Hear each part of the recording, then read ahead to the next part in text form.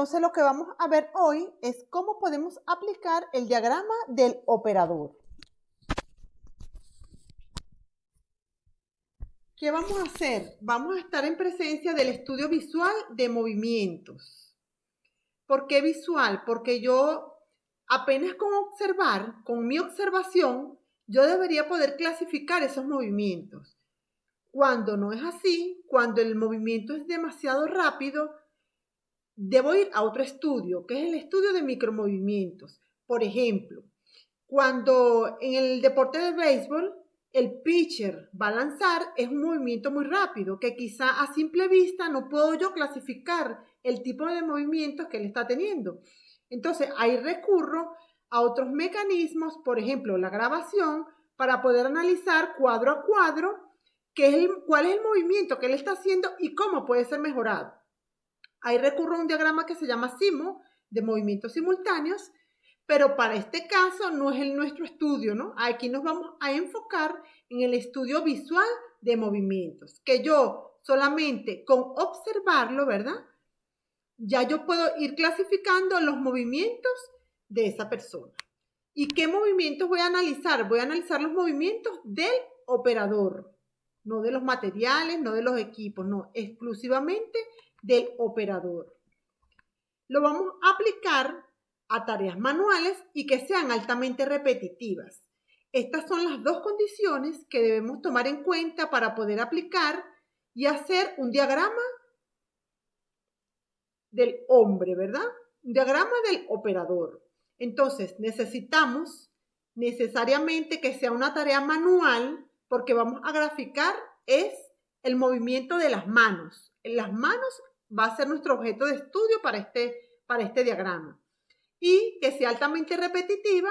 ¿Por qué? Porque es un estudio al que yo le voy a invertir tiempo, le voy a invertir un recurso, ¿verdad? Que es un costo y necesariamente, ¿verdad? O lo ideal es que sea altamente repetitiva. Si es una tarea que es ocasional, no va a tener el impacto a nivel económico que yo busco como analista de métodos. Entonces, las dos condiciones ideales es que sea una tarea manual, eso no tiene discusión, porque precisamente vamos a observar las manos del operador y que sea altamente repetitiva. Quizás si yo logro disminuir, por ejemplo, una tarea que dura 1 minuto, le reduzco 10 segundos, es representativo si todo el día se está haciendo continuamente esa tarea. Entonces, si va a tener una importancia, ¿verdad? El estudio cuando yo aplique el diagrama en esa tarea. ¿Cuáles son los objetivos de aplicar el diagrama y de hacer este estudio? Primero, identificar los movimientos improductivos. O sea, toda tarea tiene movimientos productivos y movimientos improductivos. Para este caso, bueno, vamos a comenzar identificando esos movimientos improductivos para intentar eliminarlos y si no los podemos eliminar, los vamos a minimizar, a mejorar. Luego, tenemos también los movimientos o elementos productivos. Y esos movimientos, ¿verdad? Buscamos mejorarlos. Después que hemos analizado los improductivos, vamos a buscar mejorar los productivos. Otro objetivo de hacer el diagrama es balancear los movimientos de ambas manos. A veces sin darnos cuenta, una mano trabaja más que la otra y eso lo vamos a poner en evidencia haciendo el diagrama. Entonces, la intención es, o una de las intenciones es balancear los movimientos de ambas manos. ¿Para qué? Para evitar la fatiga. Nosotros necesitamos que el operador se fatigue lo menos posible. ¿Por qué? Porque eso me va a traer a mí mayor productividad. Entonces, en esa sintonía, en esa intención, buscamos disminuir la fatiga. Y por supuesto, disminuir los costos. Cuando yo logro disminuir un ciclo de trabajo, ¿verdad? O lograr mayor productividad, pues definitivamente, pues todo esto va a implicar algún costo. Y la idea es buscar disminuir los costos. Entonces, ¿qué debemos hacer para poder aplicar o poder hacer un diagrama del operador? Lo primero es seleccionar la tarea. Una fábrica, una empresa tiene muchas tareas y debemos entonces seleccionar una tarea. Primero debemos verificar que se cumplan las dos condiciones de las cuales ya hablamos, ¿verdad? Que sea una tarea manual y que sea altamente repetitiva. Por lo menos debe cumplir esas dos condiciones.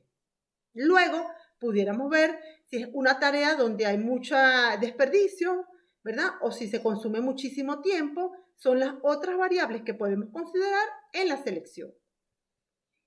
¿Qué más vamos a hacer? Debemos observar la tarea, ¿verdad? Varias veces, repetidamente, para poder familiarizarnos y ver cuáles son los movimientos que se ejecutan en esa tarea.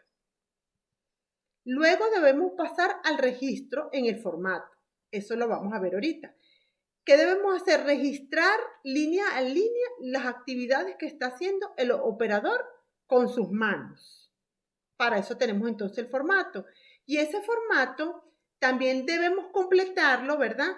Porque cuando estamos frente al operador comenzamos a llenar, ¿verdad? Lo que hace la mano derecha y lo que hace la mano izquierda. Pero también debemos señalar después cuál es el ciclo. Debemos identificar el ciclo de la actividad y llenar el cuadro resumen, que es la parte inferior del diagrama o del formato. Luego debemos realizar el análisis de ese diagrama del operador. También lo llamamos diagrama bimanual o diagrama mano derecha, mano izquierda. Recibe entonces 3 nombres. Con esos 3 nombres podemos identificar el mismo diagrama. Nosotros lo estamos llamando diagrama del operador. Entonces vamos a realizar el análisis de ese diagrama según los principios de economía de movimientos. Esos son los que vamos a usar para basar el análisis para poder hacer entonces las propuestas de mejora, que es el siguiente paso. Entonces, en función de esos principios, vamos a hacer las propuestas. Y, bueno, ¿qué se supone que sigue después? Después que hacemos las propuestas, implementamos para poder estandarizar esos cambios en el nuevo diagrama del operador. Entonces, ahora vamos a generar un nuevo estándar. ¿Sí? Entonces, para eso nos va a servir el diagrama, para poder estandarizar con ese diagrama.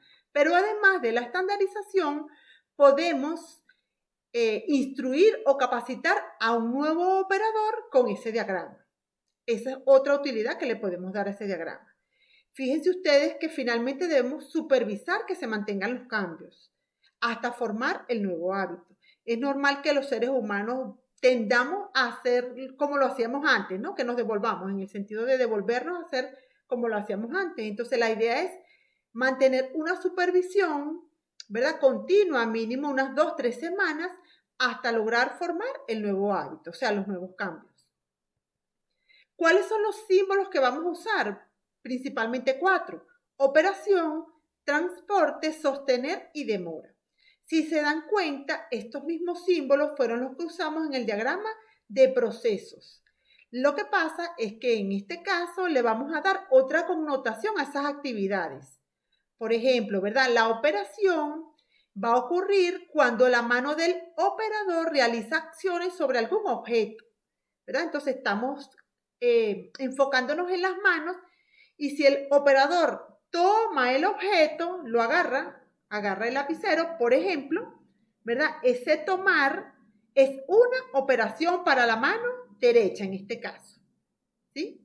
Entonces, si yo, operador, estoy tomando el lápiz con la mano derecha, eso es una operación para la mano derecha. Así también soltar, empujar, roscar, entre otras actividades que puedan hacer la mano. La otra actividad es el transporte. ¿Qué sucede cuando la mano se traslada? Podemos tener un transporte con carga o un transporte sin carga, ¿verdad? El transporte sin carga es cuando simple y llanamente yo voy y traslado la mano. Bueno, cuando voy a buscar el lápiz, yo muevo la mano hacia donde está el lápiz y eso es un transporte. Cuando tomo el lápiz, cuando agarro yo el lápiz, eso es una operación. Y cuando traslado el lápiz, ¿verdad? Por ejemplo, a la hoja donde voy a escribir, esa es otra operación. Entonces, ¿qué les he descrito?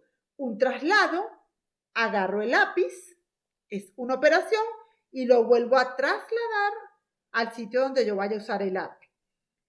¿Sí? Entonces estamos operación y transporte. Sostener, que es la siguiente, ocurre cuando la mano sostiene un objeto o herramienta.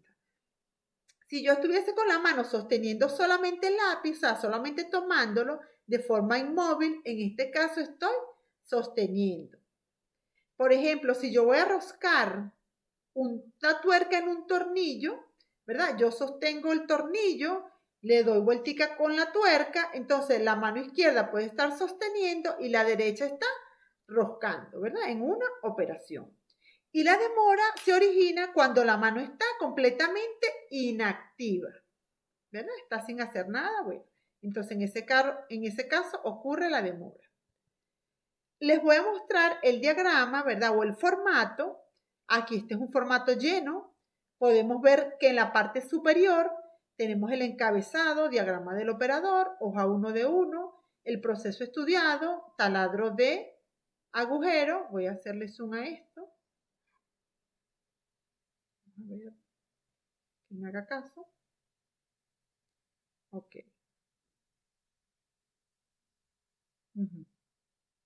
Entonces, tenemos mano izquierda y mano derecha.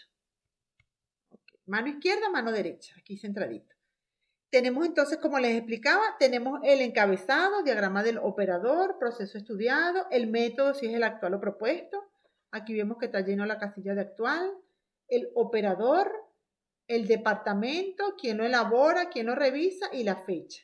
Mano izquierda, mano derecha. Entonces, ¿cómo vamos a llenar? ¿Cuál es la buena práctica para llenar el formato? Debemos llenarlo línea a línea.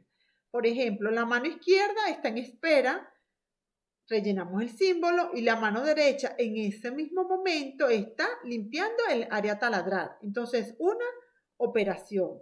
Luego seguimos, ¿verdad? La mano izquierda sigue en espera, una demora, mientras que la mano derecha toma el taladro. Ese tomar es una operación. La mano izquierda está en espera, mientras la mano derecha va a llevar el taladro a la posición de taladrado. Es un transporte. Mientras la mano izquierda sostiene el taladro y la mano derecha también sostiene el taladro. Luego están taladrando ambas, ¿verdad? Taladran ambas, es una operación para ambas y luego viene, espera, lleva el taladro hacia su sitio y así sucesivamente vamos rellenando línea a línea. ¿Qué va a pasar? Lo tenemos que seguir llenando hasta que podamos identificar un ciclo. Si nos damos cuenta en este ejemplo, el ciclo aquí lo estamos definiendo desde que sostiene el taladro hasta que ocurre esta espera que está acá, ¿verdad? Y si vemos arriba, ¿verdad? Tenemos esta misma secuencia de actividades. Quiere decir, vamos a ver, vamos a contarlas, ¿verdad? Aquí tenemos 1, 2, 3, 4, 5, 6 y 7. Quiere decir que el ciclo también debe tener la misma cantidad, ¿verdad? 2, 4, 6 y 7. Aquí estamos evidenciando que se está repitiendo, ¿verdad? Cuando vemos que se repite el conjunto de actividades, en la segunda vez que se repita es cuando definimos el ciclo. Ok, entonces, bueno, eso es parte de lo que es el diagrama. Y en la parte inferior está el cuadro resumen. Allí que tenemos, allí tenemos lo que es el proceso actual, mano izquierda, mano derecha. Tenemos las 4 actividades, operación, transporte, sostener y demora. Y bueno, dentro del ciclo, ¿cuántas operaciones hay en la mano izquierda? ¿Cuántas operaciones hay en la mano derecha? ¿Cuántos transportes hay? ¿Cuánto sostener y cuánta demora? ¿Sí? Por ejemplo, ¿verdad? El ciclo, aquí estamos justamente en el ciclo. Si nos damos cuenta, para la mano izquierda no hay transportes en el ciclo, según lo que está graficado aquí. ¿Sí? Mientras que para la mano derecha en el ciclo hay 2 transportes. ¿Ve? Y aquí están reflejados. Bueno, y así sucesivamente, ¿no? Aquí a la mano derecha, ¿verdad? Inferior, tenemos un gráfico donde tenemos la distribución de planta, ¿verdad? O perdón, la de planta no, la del puesto de trabajo que estamos estudiando. Entonces, aquí vamos a hacer un gráfico exclusivamente del puesto de trabajo. Y aquí tenemos un cuadrito para la leyenda. Por ejemplo, si yo tuviese más herramientas, aquí lo identifico con alguna letra y aquí coloco la leyenda para poder entender los puestos de cada uno de las actividades aquí. Estas líneas segmentadas significan el pivote, cuando el operador tenemos de pivote el codo y hace semicírculos con las manos. Eso es el área normal de trabajo y se representa así por un área segmentada. Y aquí donde ustedes ven el área llena, ¿verdad? Aquí donde está la manito, aquí es el área donde está el operador, en este espacio que está aquí. Entonces, bueno, aquí deben hacer entonces de forma gráfica representar el puesto de trabajo.